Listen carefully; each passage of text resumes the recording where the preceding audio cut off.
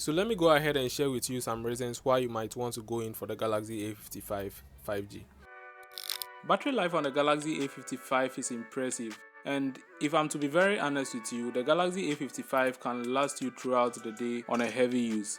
For light users, just doing normal texting, searching the web for stuffs, and maybe answering phone calls, the Galaxy A55 would last you throughout the whole day, or maybe two, based on my experience so far with this device, just on a single charge. Now the 5000 mAh battery inside the Galaxy A55 5G is very impressive, as I said earlier, and this charges at 25 watts. I know there's a problem with that, but with a super fast charger, you can expect this device to charge to 100 in an hour and a few minutes. Overall, I'd say if you are very concerned about battery life whilst using your device, then the Galaxy A55 5G is worth checking out. Now, the design on this device is another great factor, and this is because the Galaxy A55 has an aluminum frame with straight and smooth edges, and I think a lot of people really prefer this because it actually makes the device feel much premium. Also, it has this brushed texture finish on the aluminum frame, and this gives the Galaxy A55 a premium feel, as I said earlier, and also makes the device stand out from the other models in the A series lineup. Also, if I was to show this device to someone and tell them this is the Galaxy S24 Plus, it's easy for them to believe. But there's this one thing that makes the Galaxy A55 look different from the S24 Plus or the Galaxy S23 FE. And this is the key island. The key island serves as a good purpose, and it makes it very easy to find the power button and volume keys as well when needed. You do get a Gorilla Glass Victus on the Galaxy A55. The front comes with the Victus Plus, which protects the screen from scratches.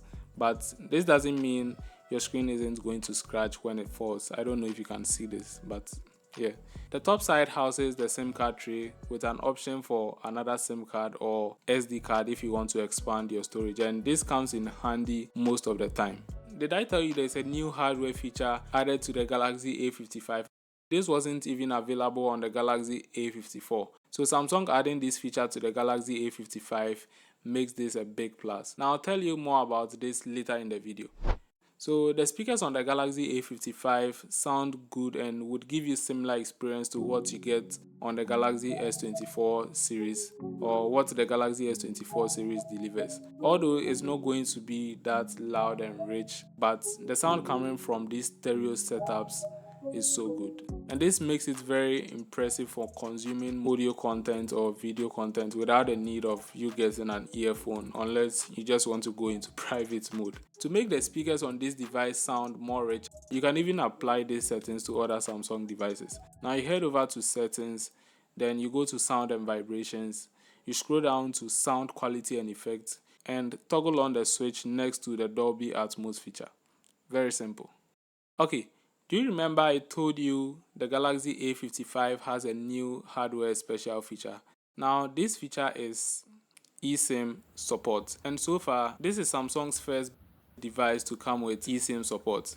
Very interesting, right? So you can now have one single SIM in the Galaxy A55 with an eSIM working together. Samsung adding this to the Galaxy A55 is very beneficial because it would make your phone number more secure, and your number can't even be thrown away if your device is lost or stolen.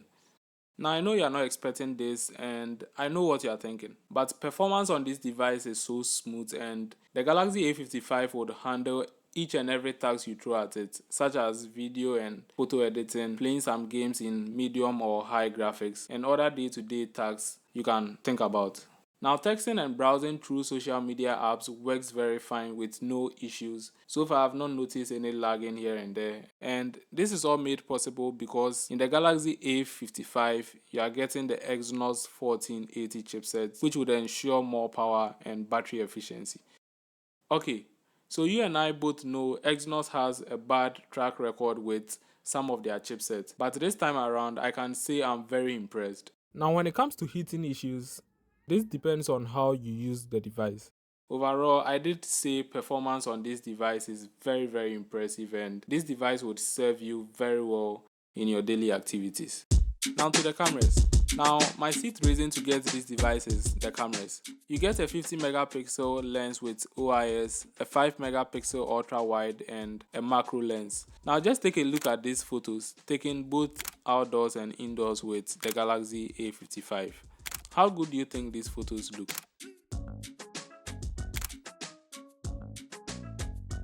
Although the cameras are not going to give you that flagship quality always, with the right lighting and settings, you can get a good looking photo using the Samsung Galaxy A55 cameras. For the macro lens, I don't think most of you would use that much, but it's there if you want to use it. Also, videos from the main camera will impress you. The fact that you can record videos in UHD at 30 FPS is good, and the bad part about this is you are not able to record in 60 FPS. But that's something most of you don't really care about unless you want to shoot and slow down your footage whilst editing. So inside the camera app, you even get access to more tools to have full control of the camera and how you want your photos and videos to look, and other features you can actually try out by yourself. I've recorded a couple of videos using these device cameras and the quality was very good. Overall, I did say the cameras on this device are very impressive and would give you good looking photos and videos. Well, these are some reasons to get the new mid-ranger, which is the Galaxy A55 5G. Leave me your thoughts in the comments. Would you buy it? And if no, let me know your reason in the comments as well. Thank you for watching and stay safe.